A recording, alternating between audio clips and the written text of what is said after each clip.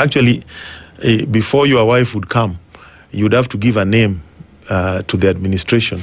And the name would be left with a sentry that my wife will come on this day, she'll be here between these days and leave on this. Yes, that's how it was. So it's a bed space theory. And then you had a room. If you look at some of those structures, I've gone to a few, they reflect bed space theory. They are not for families. Yeah, some you can't live with when you have families and you are young couple and whatnot. And some of them, the ones that have been built out of the urban areas, offtake is very poor. People are not buying them because there's no demand for them.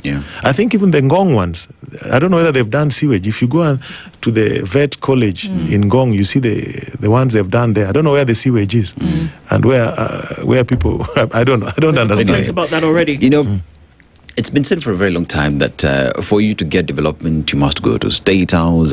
For you to get development, the president, you have to be cozy with the president and all that. But many out here say development is not a favor.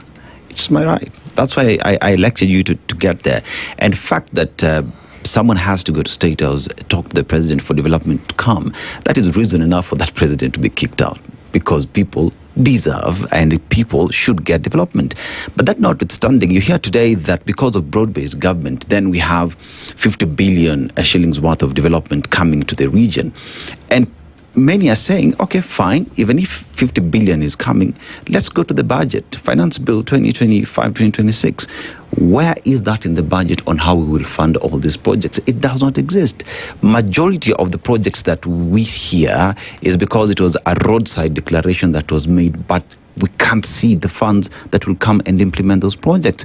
And when this is being opposed or when tough questions are being asked, many say, you are anti-development, you are anti our people. Yet members of parliament, those who are even pro-government, should ask the government the difficult questions, because at the end of the day, your people will ask you, this road was promised, it has not been delivered, what are you doing in government? Are these questions that, say, pro-ODM who are now pro-government MPs asking these difficult questions? Yeah, let me just note something. When we went to Kisumu for Linda Mwananchi rally, we expected to be welcomed, but not to the extent that we experienced.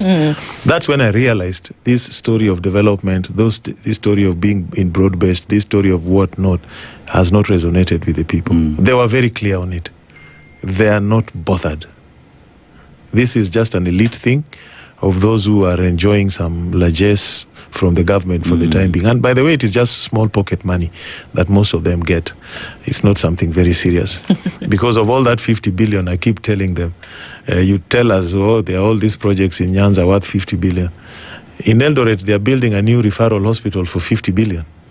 One project. So what is this thing you are telling us is so special that we should sing about it? It's just poor political education. Anyway, you see there are some problems with the structure, how government works in terms of development. If you want a road to be done, or a bridge to be built, or a school, the initiative has to come from the line ministries, because somebody somewhere must design the bridge or the road and the rest.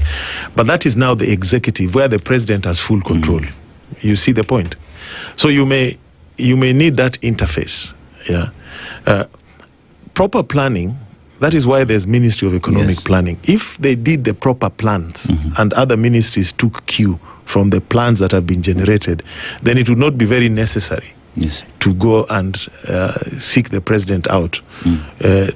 Because if you're an opposition MP and you walk into a ministry and you want to talk to a director or a PS or even a minister, and the appointing authority is at war with you, there's a way they'll treat you. So that is the reality of our situation.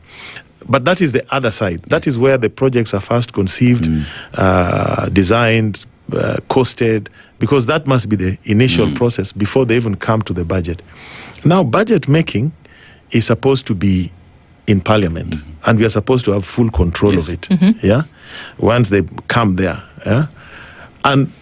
But the members of Parliament don't have the necessary tools to do that. In fact, I've brought an amendment to the Public Finance Act, and it is being processed now, that amendment. I've cleared it through the committees. It's been published for public participation.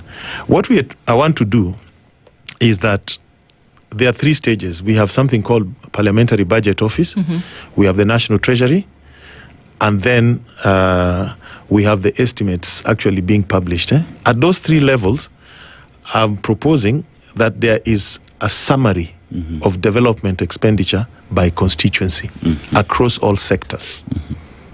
So if you're telling us we have given the water sector 200 billion, you must break it down to constituencies. So that members of parliament will have a view of what kind of development you're talking about. Yes. And you see, because our constitution is very clear, says there will be equity, transparency, there'll be free information given out. We've not been following that. I'm just giving life to Article 10, the values, and Article 223, the financial, public sector service values.